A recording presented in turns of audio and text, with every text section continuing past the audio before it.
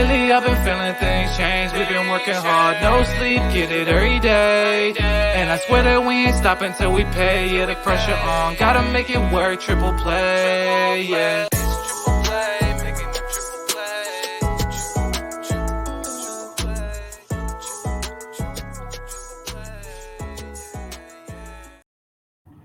This is Triple Play Fantasy Basketball.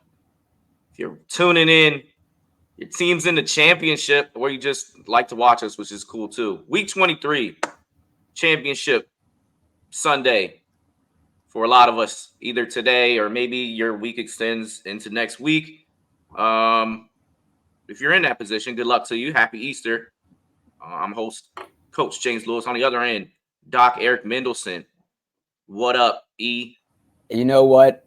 Gotta admit, not in the championship in my league. I fell last week. James is in a couple championships. It's a little bit stressful for him. I don't know if you've seen, he's aged a little bit in the last week or so. As I was saying, I would have gotten whooped by James this week, and this might have been our last show together. And there are sometimes things that are more important than money, and James will not have those bragging rights over me. There's a chance he loses, and it's more of a stressful week, and that makes me feel good for him. Yeah, if you're a true fantasy enthusiast, which you probably are if you're watching this, it's like, man, you're game watching on the phone. Oh yeah, you're checking over. Oh sometimes man, so got assist. What? He got back-to-back field goals. Sometimes it's better just to leave the phone away and then pull up 3 hours later. I don't know what strategies. We should open that up to an open forum. What strategies do you use on championship week? Do you bring out them lucky socks? What say you on the final day? You know what? It's been a good season. Enjoy doing this show with you. Enjoy the people that have watched. And, hopefully we help some people win some championships. That's what we're here for. Absolutely. And, since we got you here in the last week, Eric does a lot here on Triple Play Fantasy. I haven't really gave him a big shout out or mention, but he handles everything on X. He's a part of all of our pods. Triple Play stands for triple. We do basketball, we do baseball, we do football, and he's a brand guy. He's involved. He's got his hands involved in everything. He stepped in for basketball because he wasn't. You've seen the intro. He wasn't supposed to be there with me every week, and he stepped up to the plate big time. And I appreciate you, Doc, and I'm thankful that we get to do this each and every week. You can make me cry, man. You're gonna make me cry. All right, E. Week 23. So if you start continuing next week, most teams have 4. So that makes that the 4 teams that have 3 feel like they got a 2-game week. And that's the Nuggets, starring Mr. Fantasy Basketball, Nikola Jokic, the Bulls, the Spurs, the Jazz. These teams only play 3. I still don't say cut, some of those players, but Eric, Aaron Gordon might be someone that's you might get an extra game out of somebody else. Although as we go through the show, I don't know, there's not a lot out there, so you got to watch who other people are cutting. I think those are going to be your best options. Is the other people that are trying to make moves. Now our games watched this week: Monday 6, Tuesday 9, Wednesday 9, Thursday 5, Friday 12, Saturday 4, Sunday 13. So I starred some of the streamable days, and I found out that Atlanta plays on all of those stream days. So a player that's maybe Hunter, perhaps it might be available out there, although he got picked up big time after Sadiq Bey went down. Are people to consider if you're going to definitely play them. But if you got, one of those guys playing on a Sunday, you're not going to play that. Your Friday and your Sunday lineups, you're going to be your very best players, and you're probably going to have to sit somebody. So we'll start with University of Maryland's Bruno Fernando, 11% rostered in the last 2 weeks, 9.5 points, 5 rebounds, nearly a steal and a block. You might get some value out of him playing, this streamable week of 3 games of value. You may shy away from him. You might look at options like Duop Reath, who in the last 2 weeks, 12 points. I hate a big man that doesn't rebound, and we're looking at a couple of them right now. 8 rebounds is rebounding. That's one game. He had five the 27th against the Hawks. We don't have that stat line on there. Man, whopping 5. Jeez. What do you count as a lot of rebounds for a big man? I don't know, but if TJ McConnell's giving you more rebounds in your center, it's like that's a problem. I mean, TJ McConnell's an anomaly at a point guard. TJ McConnell's a grit and grinder. Oh, okay. I don't know what to tell you. You're going to get more rebounds out of Steph Curry. Or Cole Anthony. He might be the biggest pickup of the week. In the last week, he's getting a little bit more usage. 16 points, 4 threes is the headbanger that you want to see, as that is definitely a push stat in categories that wavers a little bit depending on if your shooters are hot or not. Almost getting you a block. He's sneaky with getting you those. He rebounds well. I mean, I know he's only averaging 2 in the last week, but in his career, Cole Anthony hasn't been a good rebounder. He might be one of the better options out there that is, 39% rostered. Yeah, I mean, Cole Anthony I feel like he's one of the people we talk about every other week on this show, and it really depends on the playing time fluctuation.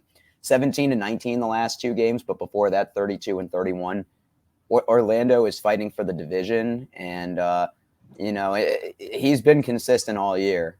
He does have some of those peak games, the 26 points, 7 rebounds, but also kind of you taken back down to earth the next game, 8 points, 3 rebounds, 2 blocks. So I think Cole Anthony is available. He's definitely a consistent option.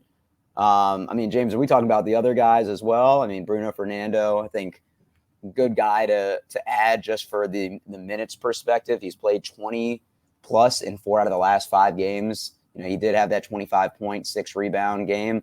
Atlanta's locked in for the play-in tournament. So, they might have some of the rotations, kind of see what works and what doesn't.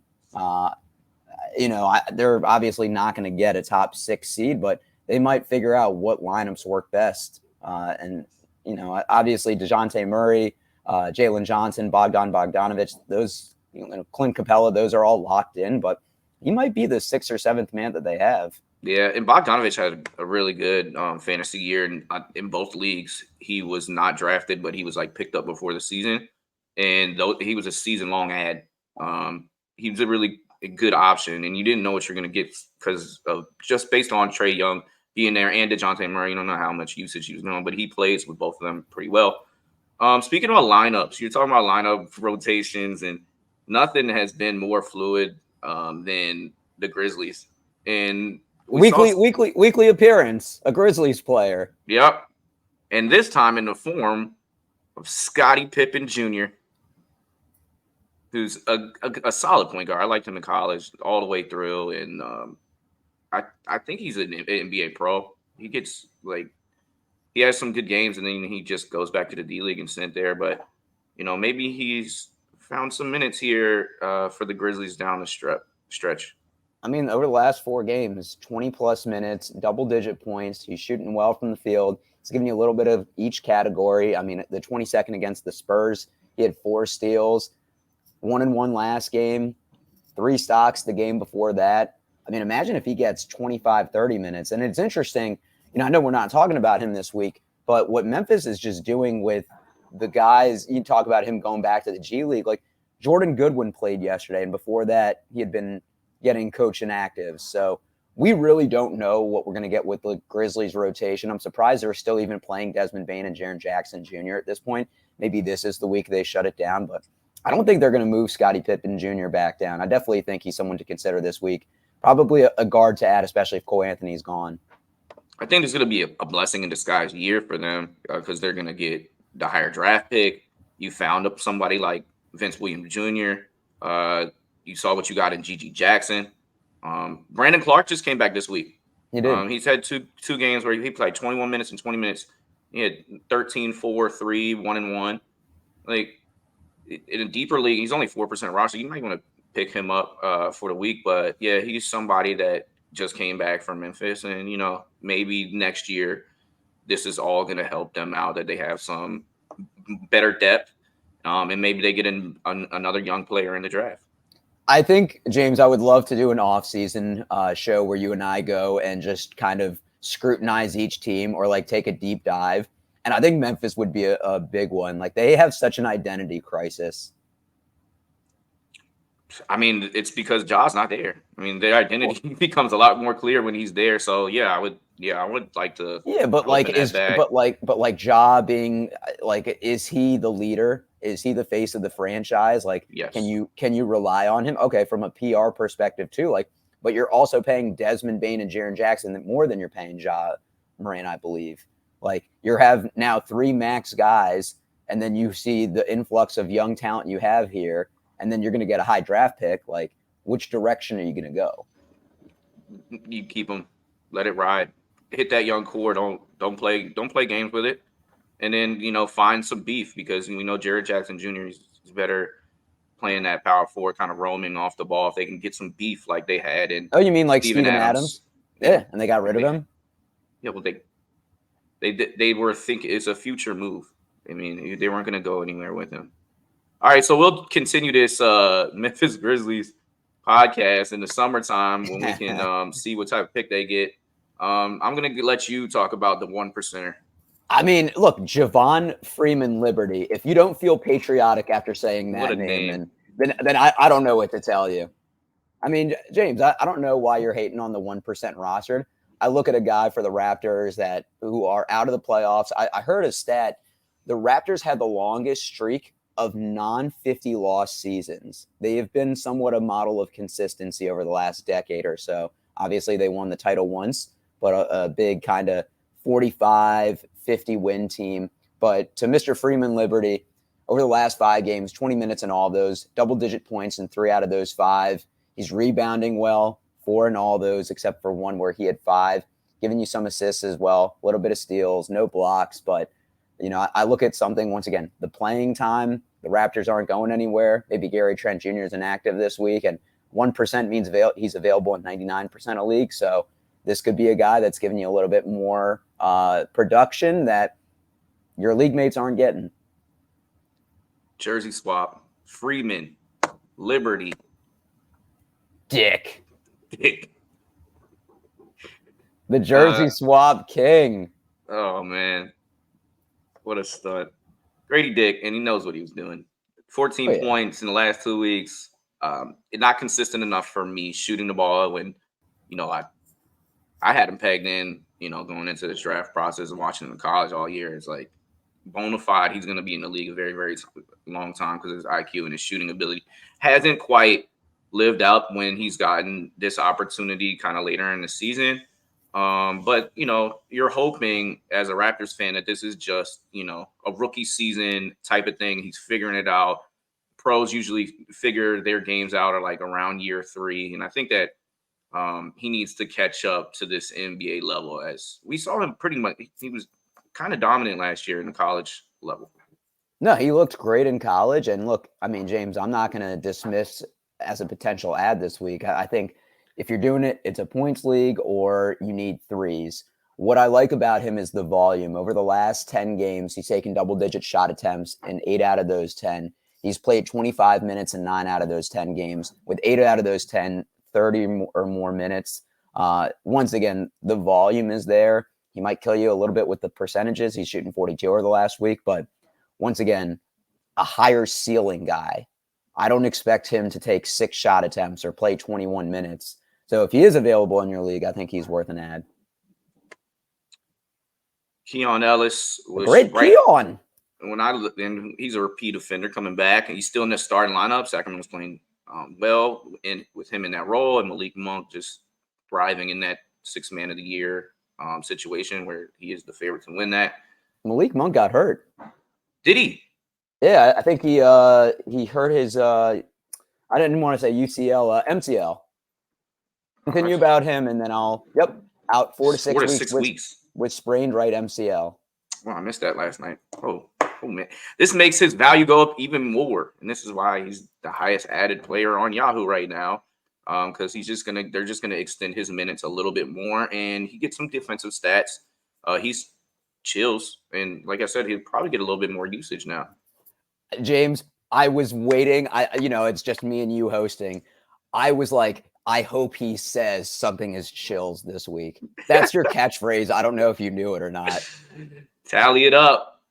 Oh, Keon gosh. Ellis is chills this week. Weekly quota of saying a player or a team or whatever is chills. I agree with everything you said about Keon Ellis. And the only thing I'll note, if you look at the teams and dates he played, I made a goal to match the dreads. Nice. So his nickname is Chills Ellis going forward.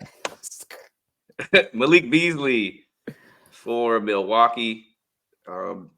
Almost 4 threes a game in the last week, and that's when it's time to hit the add button on Malik, as he doesn't provide anything else other than those points and 3-pointers made, but he could swing you that bubble category. I see threes, sometimes being the determinant and whether you win the championship or not. So he's worth a stream. I think something to note about it too. Damian Lillard had a leg injury, then got stitches in his lip, and then was listed out yesterday for personal reasons.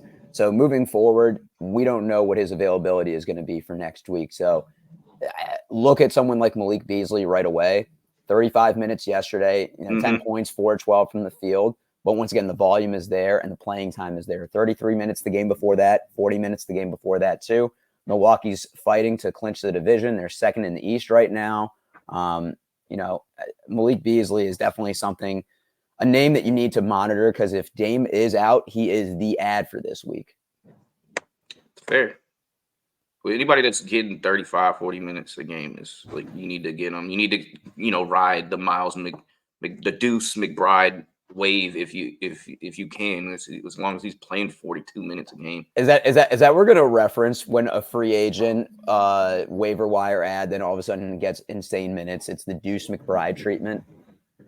Yeah, it might just be a Tibbs thing too, because we saw Precious playing 40 billion minutes and Josh Hart playing every minute every game. So bro, you remember that one playoff series, like Jimmy Butler's second year, when he was with Chicago, and Tibbs had him play like every minute against the Heat, like 4 out of the 7 games when LeBron was on the big 3 with Miami. I'm not mad at it. As a coach, I do that too. I let my starters ride. Hey, you know what? All of Tibbs's players that he grinds, they're about to have arthritis and knee replacements when they get older. Hey, you got to have hella lawsuits going his way. Somebody else's worry. There's nothing in the contract that says he can't make people play a lot. Haywood Highsmith is playing some significant minutes here in Miami in the last week. 18 points, 6 boards, 4 threes a game. Probably his best shooting streak of his career. 20 against Portland, 15 against Golden State. And these are some of the best numbers across the board that we've had in contention for our show today. Yeah. With Miami, the king of having an 8-man rotation, and a lot of times it's who's hot on that team. And right now it's Haywood Highsmith. Over the last 3 games, he's shooting 20 of 26 from the field at 77%, and he's not a big man. He's shooting 12 of 13 from 3. He's giving you some rebounds, giving you some steals. I think he's worth a good look, and just the cherry on top, he got alliteration in his name. There we go. I'm a sucker for that. When we talk about Peyton Pritchard and Miles McBride, Haywood Highsmith, Taylor Hendricks. How would you like this last name? Taylor Hendricks. I mean, pretty good. Starting, and he's just dropping this every game. It's like an 8-8, 8-9, 7-9. Bro, why does he 8 points is what he's a lock for each day? I wonder what his betting props are. The point total got to be 7.5 or 8.5. Yeah, don't hit the over. Do the alternate line. Get it at 6.5 and do the over. Yeah, in the last 4 games, 8 points, 9 boards, 8 points, 8 boards, 8.6 boards, 9 points, 6 boards, all playing 35, 33, 29, 27, as we see Utah going in the other direction. His game is not well equipped for the NBA quite yet. He does have, 3-and-D potential, and, the Jazz are seeing what they got and, their lottery pick from this year. And it's worth a look. And you, as a team like Utah, you got to see what you have. Or if you're Toronto and you're playing Gradey Dick, you got to see what some of your younger players look like getting minutes, and some of them are figuring it out. So don't close the door on these players, but at the same time, be aware that there's other rookies that have stepped up more impressively. Yeah, it's interesting when Lauri Markkanen plays and doesn't play, he has around the same minute mark, and going into pair this, with him, I think. What'd you say? I said I think because he can pair with him. He can. Like he can share the court with him. Yeah. But it's interesting that when Markkanen is out, we don't see him be more aggressive in terms of shot attempts. Man, it's interesting what Utah is doing. Going into this year, thought Walker Kessler was going to be a stud, and that front court is kind of a jumble. John Collins as well. I mean, Taylor Hendricks, good for rebounds, good for some defensive stats. I think he's 4 straight like games. I mentioned. I think that it's the offense thing that needs to catch up. His IQ just doesn't seem up to speed right now, and hopefully he figures out a role and he sharpens up his 3-pointer because he's got some good mechanics. But his highlight tapes from college is crazy. How he also plays with a lot of ball. He also plays with a lot of ball hogs with Colin Sexton, Jordan Clarkson, and Lauri Markkanen.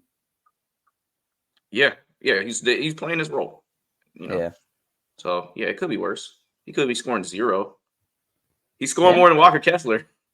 Most games. Oh my gosh, Walker Kessler was just good for blocks this year, man. What a disappointment. Well, that's a hard hold. This is another thing. Drop anybody. Anybody can go. Keldon Johnson, I let him go. Like, there's a lot of players that fit in that. I had just mentioned someone like Aaron Gordon. That Denver only plays 3. He's been solid all year, but is his 3 games going to be better than someone else's 4? I don't know. There's also not too much out there in the waiver lines unless somebody cuts ties with said good player that we're talking about. Keep in mind too, for players on teams that are mathematically eliminated from the playoffs. But we are saving the final shot for the end. For those that have stayed for the 22-minute mark, that have watched our 23 weeks of doing Shout out Keith. That have commented every week. This is the moment. We're waiting. This is the shot that goes in. Beef. I'm feeling it. Beef. Boom! Boom! I told you! Dude! Let's go! Yo, that was clean release. I seen it the whole way. Oh my God. Oh, that was a swish too. Didn't even run around the rim. Oh my God, James. Happy Easter, folks. Hey, this is how everybody should be feeling when they win. Speak it into existence. This is what our pregame conversation was like. Dude, oh my God, I just needed a hype video. Yes. God, tap in. That was money. Yo, add me. I'm 0% rostered. DeJounte Murray at the buzzer right there. Tapped into your inner Mike Bibby right there. Oh, I know. Gosh, I just needed some concentration and some pressure of the final week. That was beautiful. Well, good luck in your third place game. Doc and myself are both in 6-5 battles in 11 category league. So it's definitely going to come out into the last game. And this is going to be our last show of the year. So till next year, when we come back, I'll be adding to my family from this time. So, baby girl's right around the corner. I'll have a new background. Less than 2 weeks.